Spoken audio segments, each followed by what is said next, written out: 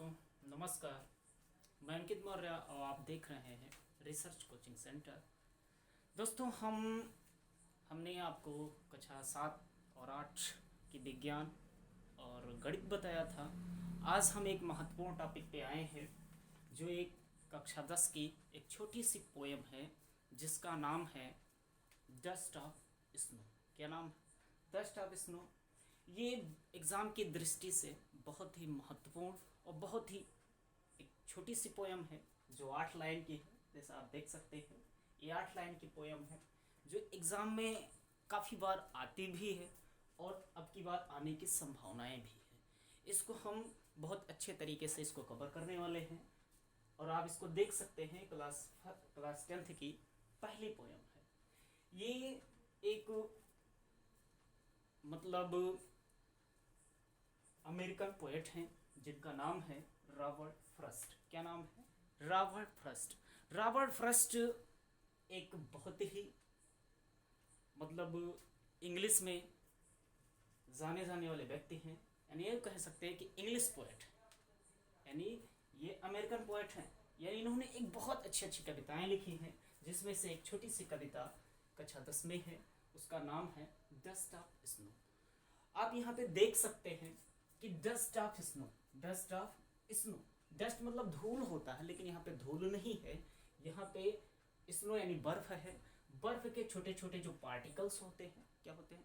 छोटे छोटे पार्टिकल्स होते हैं, उनके बारे में ये बात कर रहा है। ठीक है, अब यहाँ पे एक पोयम है, हम स्टार्ट करते हैं पोयम।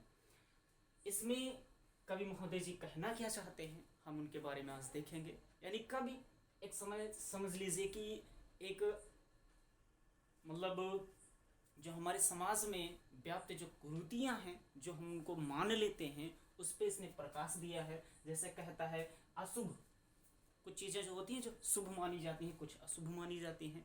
इसी तरीके से उसने 2 शब्द यानी 2 चीज़ों का ऐसा प्रयोग किया है जो सभी क्षेत्रों में अशुभ मानी जाती हैं। उसमें कुछ चीज़ें हैं जो शुभ मानी जाती हैं। जैसे इसमें एक शब्द आया है क्रो। क्या आया है? एक क्रो है, क्रो है। और एक यहाँ पे आया है हेमलॉक ट्री। क्या आया है? Hemlock tree. ये दोनों मतलब अपोजिट हैं। अपोजिट का मतलब ये उल्टा है, ये भी उल्टा है। मतलब इसको अशुभ माना गया और इसको भी अशुभ माना जाता है। क्यों माना जाता है, उसके हम अभी रीज़न बताते हैं आपको। सबसे पहले देखते हैं कि कवि जो है वो एक पेड़ है, हेमलॉक ट्री है, हेमलॉक ट्री का पेड़ है। ठीक है, वो उसके नीचे बैठा हुआ है। क्या है? बैठा हुआ है। और एक मतलब क्रो, क्रो मतलब कौवा। क्या होता है? क्रो मतलब होता है कौवा। ठीक है, ये हमारे यहाँ इसको अशुभ माना जाता है। क्या माना जाता है? अशुभ। इसको अशुभ माना जाता है। और एक पेड़ है जिसको हेमलॉक ट्री कहा जाता है, इसको भी अशुभ माना जाता है। क्यों माना जाता है? क्योंकि ये एक जो पेड़ है वो जहरीला है। कैसा है? जहरीला। ये जहरीला पेड़ है, इसलिए इसको अशुभ माना जाता है। ये दोनों को मतलब जो कवि है वो उसने प्रयोग ही किया है। कुछ कवि की मंशा रही होगी जिसने इसने प्रयोग किया है। तो देखते हैं, कहता है पोयम क्या कहना चाहता है। कहता है the way a crow, the way a crow shook मतलब हिलाया, डाउन ऑन मी। डाउन मतलब नीचे, डाउन मतलब क्या होता है? नीचे। ऑन मी मेरे ऊपर, मतलब मैंने अभी बताया आपको, जो कवि है वो कहाँ बैठा हुआ है? मतलब पेड़ के नीचे। कहता है द वे आ क्रो, एक कौवा आया। एक कौवा क्या किया? आया और उसने पेड़ पर बैठ गया। और जब बैठा होगा तो जायज सी बात है कि वो जो पत्तियां रही होंगी या पत्तियों पे बैठा होगा। तो जब बैठा तो सबसे पहले वो डाउन गया। डाउन कौन गया? पत्ती डाउन गई। डाउन मतलब नीचे गई। ऑन में, और उस पर से जो पार्टिकल्स थे यानी धूल के, कहता है द डस्ट ऑफ स्नो, यानी डस्ट ऑफ स्नो का मतलब होता है कि धूल के जो कण यानी जो पार्टिकल्स थे ऑन मी, उसके ऊपर आ गए। किसके ऊपर? कवि के ऊपर। कवि जो बैठा था। ठीक है, कवि जो बैठा था। फिर कहता है फ्रॉम यानी से, कहां से? Hemlock tree. हेमलॉक ट्री यानी हेमलॉक ट्री से, यानी वो जो पॉइजन वाला पेड़ था जो मैंने अभी बताया आपको, जो जहरीला पेड़ था, उसके ऊपर से, उसके ऊपर से पत्तियों से पार्टिकल यानी स्नो के पार्टिकल्स यानी बर्फ के पार्टिकल्स उसके ऊपर आ गिरे। फिर कब कहता क्या था, अब जो कवि था बहुत ही एकदम उसका जो दिन था बहुत ही खराब था, खराब नहीं कह सकते बल्कि वो बहुत ही किसी कारणवश बहुत ही नाराज रहा होगा या बहुत परेशान रहा होगा।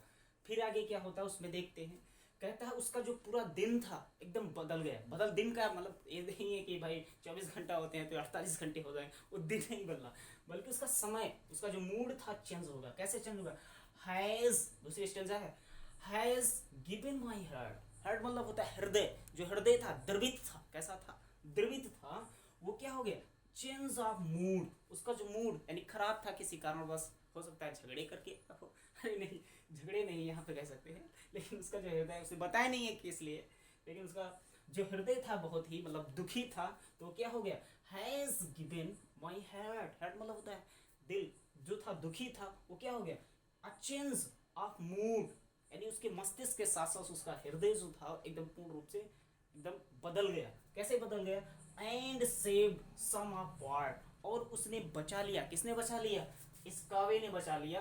कैसे बचाया, हेमलॉक ट्री के नीचे वो बैठा था, उस पे से पार्टिकल्स गिरे और उसके सोल्जर्स पे यानी कंधों पे गिरे होंगे या उसके ऊपर गिरे होंगे, और उसने ऊपर देखा, उसके और खो गया, यानी उसके मतलब जो पार्टिकल्स आए उसमें खो गया कि हाँ ये आया और मुझे मेरे पर गिरा, और ये क्या हो गया, मेरा जो समय था मतलब जो मेरा दिल था मतलब हृदय था वो पूर्ण रूप से क्या हो गया, बदल गया। और फिर कहता है सेव मतलब उसने बचा लिया सम ऑफ पार्ट यानी मेरे जो उस दिन का जो समय था पूर्ण रूप से खराब होने से बचा लिया।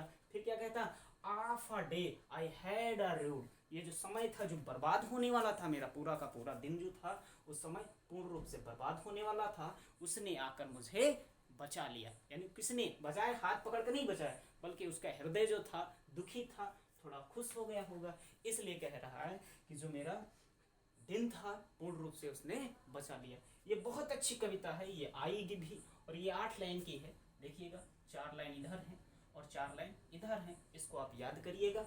उस पर एग्जाम में पूछता है कि 4 लाइन की कविता लिखिए आप, तो आप 4 लाइन की कोई भी स्टेंजा इसमें से लिख सकते हैं। पोएम बहुत अच्छी है, इसमें एक शब्द आता है कहीं भी पूछ लेता है, बहुविकल्प में राइमिंग पूछता है, क्या पूछता है, राइमिंग वर्ड पूछता है, क्या पूछता है, राइमिंग, ठीक है, राइमिंग वर्ड, राइमिंग वर्ड पूछता है। तो राइमिंग वर्ड में आप क्या देखेंगे, इसमें पीछे के शब्द देखे जाते हैं। जैसे यहाँ पे है आपका क्रो, क्या है, क्रो, तो एक लाइन छोड़ के देखेंगे स्नो, आप देख सकते हैं स्नो और क्रो, SNOW, स्नो, और यहाँ पे है क्रो, CROW, यानी क्रो, ठीक है, क्रो और स्नो, क्रो और स्नो दोनों में देखेंगे प्रोनाउंसिएशन एक जैसा है। जब प्रोनाउंसिएशन एक जैसा हो तो उसको मान लिया जाता है राइमिंग वर्ड। क्या माना जाता है, राइमिंग वर्ड माना जाता है। इसी तरीके से मी है और यहाँ पे क्या है, ट्री है, मी यहाँ पे देख सकते हैं, मी और ट्री दोनों में एक जैसे आ रहा है, बड़ी की मात्रा इसमें है और बड़ी की मात्रा इसमें है, ठीक है, तो इसलिए क्या माना जाता है, ये राइमिंग वर्ड है। इसमें देखिएगा ए हार्ट है और पार्ट है, पार्ट और हार्ट, पार्ट और हार्ट एक जैसे मिल रहा है, इसका राइमिंग वर्ड होगा। यहाँ पे आप देख सकते हैं मूड और रूड, क्या देख सकते हैं, मूड और रूड, यानी दोनों क्या हैं, एक जैसे हैं, यानी इनका वर्ड सिनोनिम्स, सॉरी जो राइमिंग वर्ड है ये एक जैसा है, मतलब प्रोनाउंसिएशन एक जैसे आते हैं, तो इसलिए इनको क्या कहा जाता है, राइमिंग वर्ड कहा जाता है। आप ये पोएम समझ गए हैं, आई होप ये पोएम आपको बहुत अच्छी लगी होगी। कमेंट करिएगा और बताइएगा आपको कैसी लगी। हम रॉबर्ट फ्रॉस्ट के बारे में आज बात नहीं करेंगे, रॉबर्ट फ्रॉस्ट के बारे में हम आपको अगली वीडियो में बताएंगे।